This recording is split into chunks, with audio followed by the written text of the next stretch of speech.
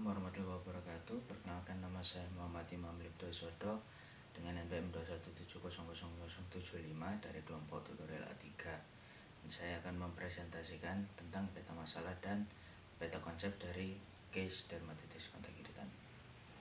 Baik, pertama dimulai dari peta masalah.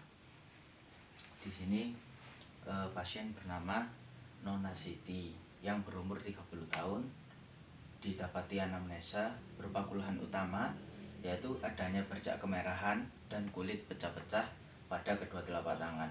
Lalu untuk riwayat penyakit sekarang atau yang riwayat penyakit pendukungnya yaitu tangan sering kontak dengan deterjen dan terasa gatal, dan juga keluhan ini dirasakan berulang sejak 1 tahun yang lalu.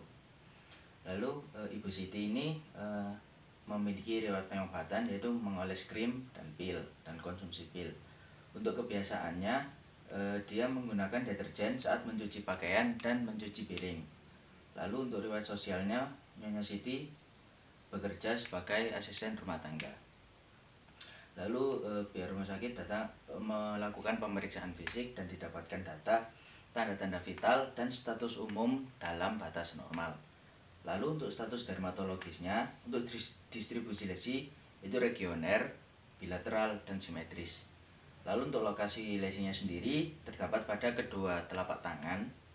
Untuk karakteristik lesinya, dia multiple, confluence atau kedua lesi tampak menyatu.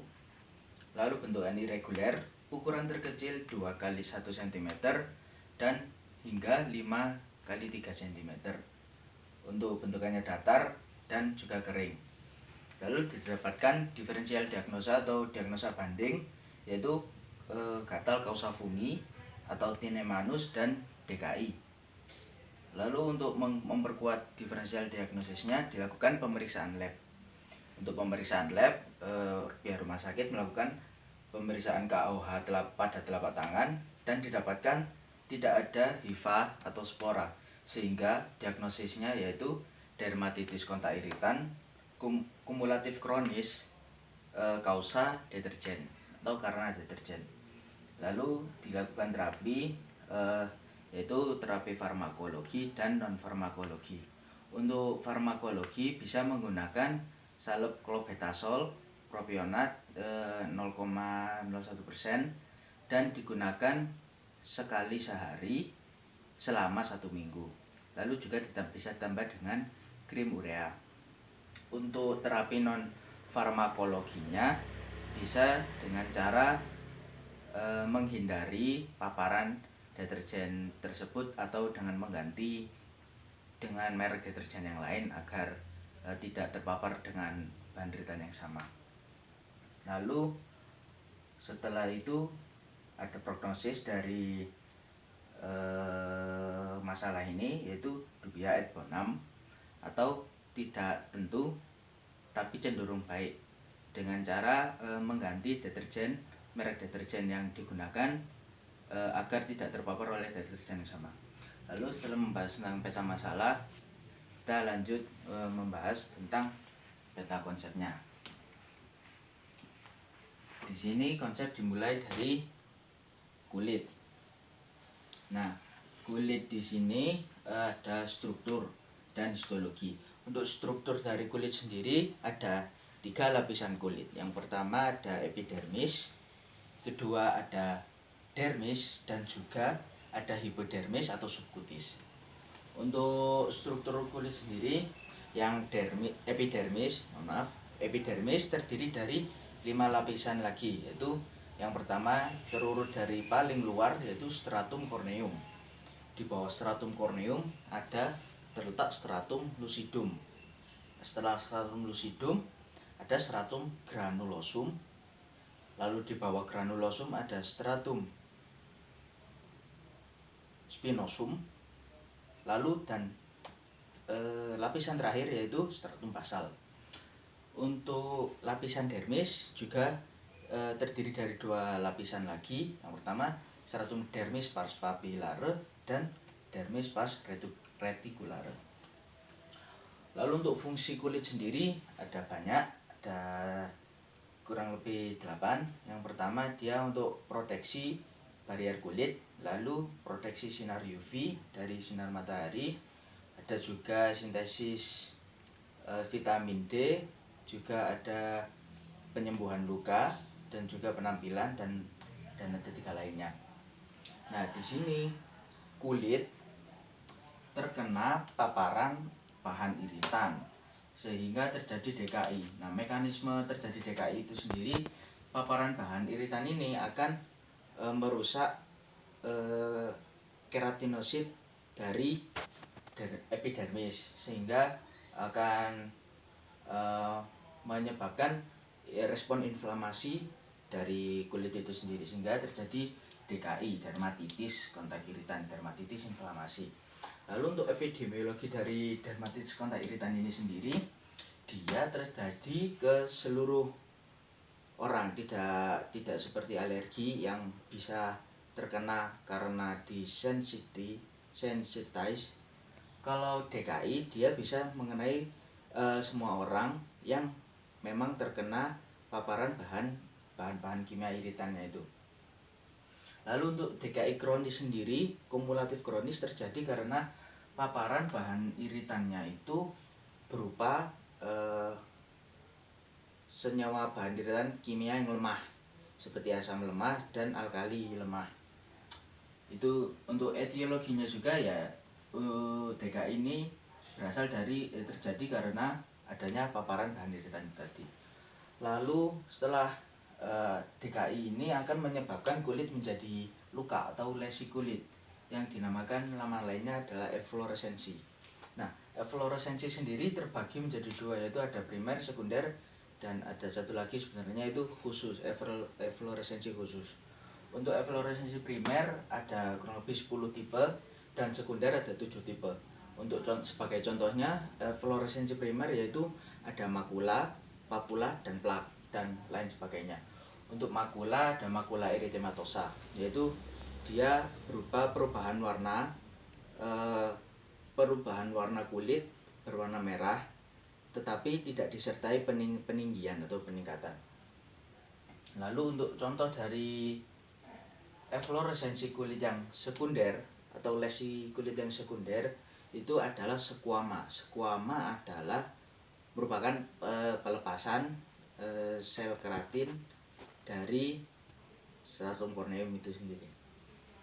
Lalu setelah ada lesi kulit, di sini lesi kulit ada beberapa jenis ya, tidak hanya DKI saja, sehingga bisa dibuat diagnosa banding dari DKI.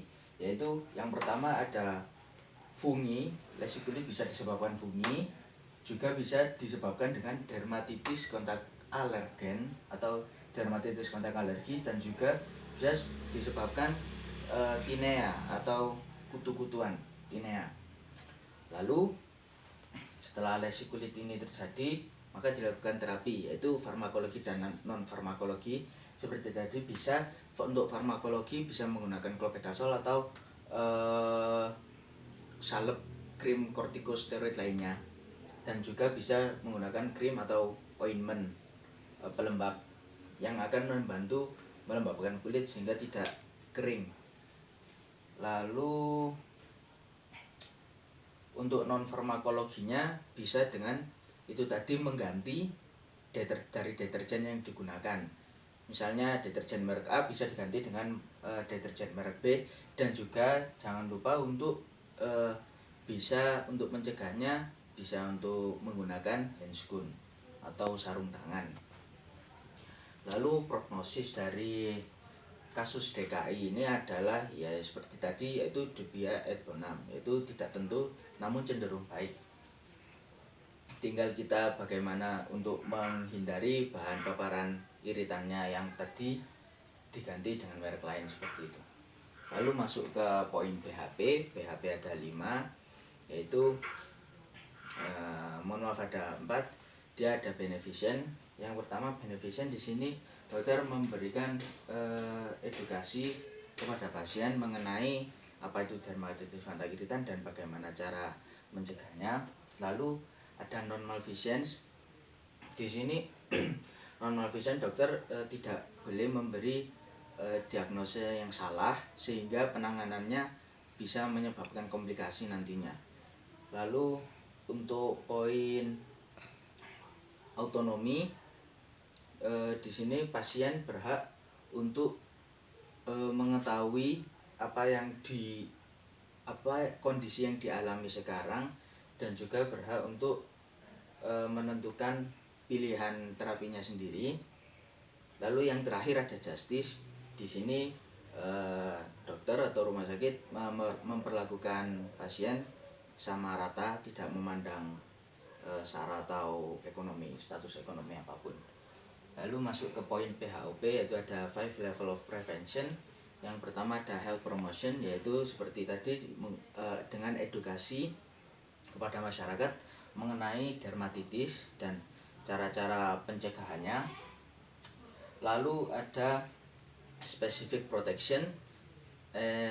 Lalu untuk specific protection di sini bisa dengan menggunakan handscoon atau sarung tangan saat berkontak dengan bahan-bahan iritan seperti tadi bahan kimia deterjen atau juga bahan iritan lainnya. Lalu ketiga ada early diagnose, yaitu dengan cara jika muncul bentol-bentol atau rasa gatal gimana, langsung menghubungi atau pergi ke dokter terdekat atau puskesmas terdekat. Lalu dan juga jangan digaruk tentunya. Lalu untuk yang keempat disability limitation, yaitu jangan menggunakan, jika sudah menggunakan misalnya contohnya deterjen A sudah muncul bercak merah atau gatal-gatal tetapi masih digunakan, jangan, itu usahakan diganti merek atau diganti merek untuk menghindari lebih parahnya kondisi yang terjadi nanti. Dan yang terakhir adalah rehabilitation. Di sini bisa dengan menjaga pola makan, usahakan kurangi makanan-makanan yang berminyak dan juga mengandung protein tinggi. Berminyak seperti kurangi makanan gorengan, dan untuk protein tinggi kurangi makan seperti susu dan juga keju. Sekian, terima kasih. Selamat pagi.